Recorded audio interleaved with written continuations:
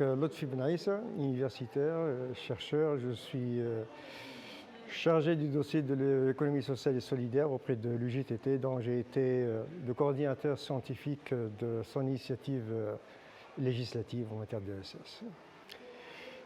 Premièrement, le risque, c'est que cette loi reste lettre morte si les décrets d'application qu'elle prévoit dans ces diverses dispositions ne voient pas le jour dans un délai raisonnable. La loi prévoit pas moins de 6 décrets et un arrêté qui concernent le volet à la fois institutionnel, donc la création d'instances tunisiennes de l'économie sociale et solidaire. Provisoirement, c'est l'ANETI qui se charge de ses attributions.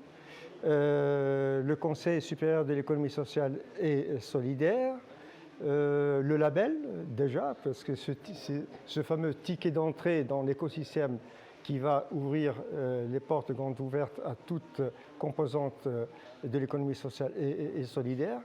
Les décrets concernant les mécanismes de financement, à savoir le statut type de la banque coopérative, qui n'est pas une mince affaire. Donc, les lignes de crédit concernant spécifiques donc, à l'ESS, les parts de marché public dédiées aux composantes de l'économie sociale et solidaire, mais également les statuts types donc des sociétés commerciales telles que les sociétés anonymes, les sociétés à responsabilité limitée, les groupements d'intérêt économique qui ont vocation donc, à opter pour l'ESS dès lors qu'elles évoluent au niveau de leur objet social tout en maintenant leur identité, disons, juridique initiale.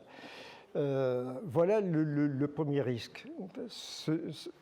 Cela dit, parallèlement, les différentes composantes de l'économie sociale et solidaire sont invitées à réviser leur statut particulier pour être en conformité avec les nouvelles dispositions de la loi cadre, qui est désormais le cadre référentiel en matière de SS pour toutes ces composantes.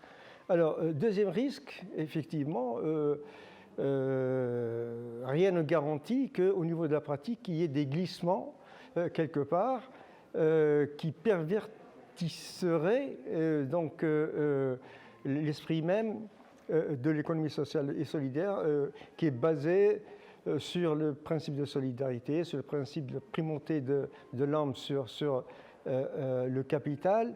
Et j'ai bien peur que pour certains, ils se tromperaient d'adresse en essayant de se procurer ce fameux label et de le détourner l'usage quelques semaines après.